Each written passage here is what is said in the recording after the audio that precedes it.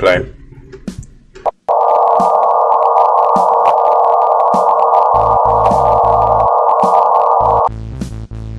Oh my god.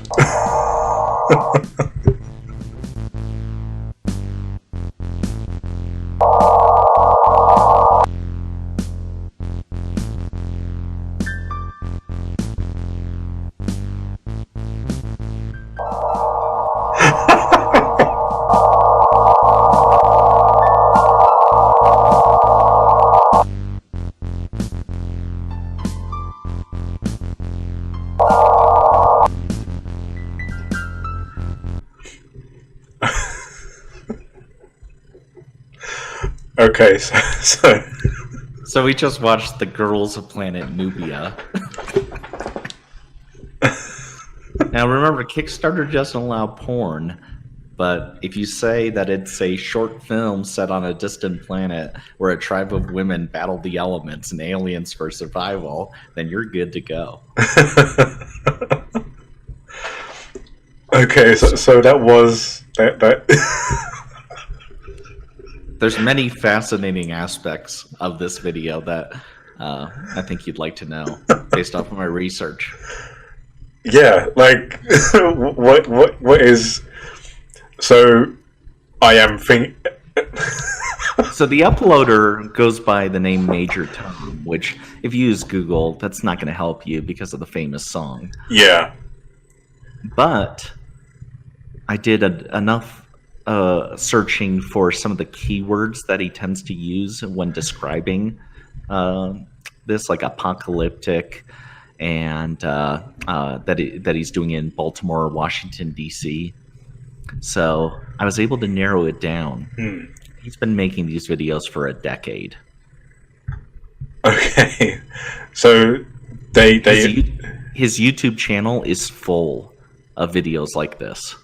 Really? Like, when you say like this... When I say like this, I'm being extremely specific about black women wearing motorcycle helmets and using heat lamps with post effects to make it seem like a red laser. Every single one features that fucking red laser. Oh my god. My theory is, I mean, you grew up in the UK, so yeah. You didn't have much of a childhood. but for us Americans in the 80s and 90s, cable TV was scrambled on some of the higher level stations, and there was a channel called Cinemax, which people would call Skinemax, because at late at night it started to air softcore pornography. And that was back when pornography needed to have like themes and a story in order to sell on VHS. This was before online porn really kind of changed the industry. Yeah. So my theory is that he watched one of those science fiction porns that was on Cinemax at a young age and got like it imprinted on his brain. So now he can't get off unless there's a woman wearing a motorcycle helmet and a heat ray lamp. Oh, so like these videos, they're specifically for him. He's making them for himself. He's making them for himself, and this is either to get him more funding because he's run out of models in Baltimore and DC that are willing to do this shit. Or two, maybe he's just hoping that he isn't the only one. And like this gives validation to the amount of money and resources he's invested into it. Yeah. So one thing is that, why is she wearing this coat? Because that's probably similar to the alien outfit that they were wearing in the Cinemax film. Like in all of his videos, they're always covered in the chest region, but the legs are always showing and the ass is always showing. Oh my god, that is very specific. It is.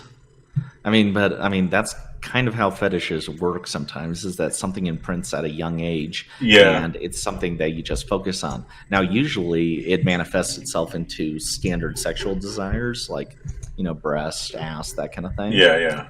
But for him, it's ballooned into this This alien thing. It's almost like psychopathic in that, like, you're doing the same thing over and over and over and over again, just trying to get that same feeling out of it. Yeah. What I also like is the backer rewards. So at $50, you get a Planet Nubia, Girls of 2013 Planet Nubia calendar. At $10,000, you get 500 2013 Girls of Planet Nubia calendars. So it just scales linearly. Actually, you get a little bit of a bulk discount. You also get your credits listed as an associate producer, which I think should be a negative incentive. Yeah. I feel like if there was a movie, there'd be a lot of Alan Smithies on there. Interesting enough, if you only donate $5,000, so half as much, you get listed as a co-director. And I think people would rather be a director than a producer. Yeah. I mean, not me, because I've been in entertainment for 15 years and producers where it's at, but I think most people when they seek fame and that kind of thing, they think director.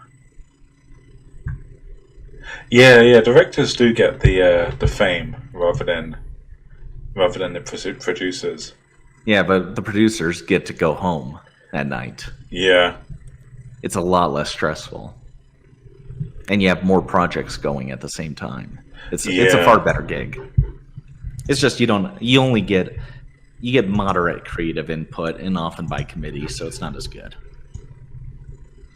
Anyway, for this video, he wants $20,000, which means he's getting quite a few, and I'll use in heavy quotes, actresses in the Washington, D.C. or Baltimore area, or he's only getting one, and he has a real shit reputation, so she's only going to do it for $20K at this point.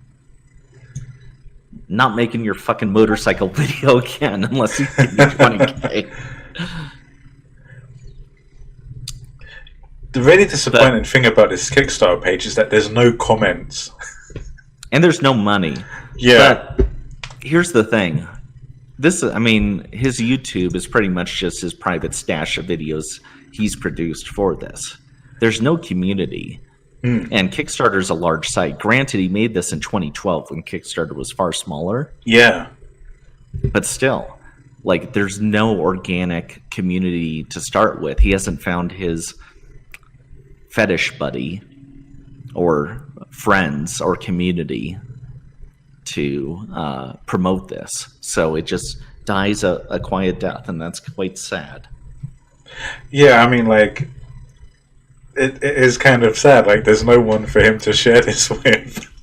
The good news is, if you're into this kind of thing, search his YouTube like I did, and you'll find about 24 videos that are all fucking identical, yet were made over the course of a decade. And there's no difference between them. Wait, if you pledge 500, you get to be on set during filming of one scene to make suggestions. At 10,000, you don't even get to do that. Yeah, that's... Why would they take that away? The great part about bad Kickstarters is they almost always have misaligned awards and backers to those. It never makes sense for going up or down a level. It's pure random what they were thinking of at the time.